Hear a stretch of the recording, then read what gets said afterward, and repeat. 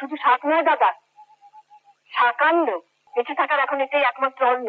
ঠাকুরমশাই কোথায়? যেখানে থাকেন, ছাত্র পুঁথিতে ডুবে আছেন, আর ডুবুরিও খুঁজে বেড়াচ্ছেন স্বর্গটা কোথায়। যাক সে কথা, তুমি এখন কোথায় চললে দাদা? তুমি যে চলেছি পথে পথে, মনে পড়লো তোমাদের কথা, চলে এলাম। মহাশক্তির খোঁজ তুমি কোনোদিনও পাবে না দাদা। তোমাকে দেখলে বড় কষ্ট হয়। ছিলে ডাক্তার আর হলে ওই দাগি, তাই না? তুমি নেই মানো, ঠাকুরমশাই আছে মানে। আমার মনে হয় এই দ্বন্দ্বের মধ্যেই উত্তরটা খুঁজে পাবো। সে আজকে ধৈর্য ধরো, চাল আছে। চাল?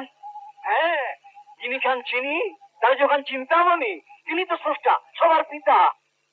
সৃষ্টির আহারের চিন্তা তিনিই করেন।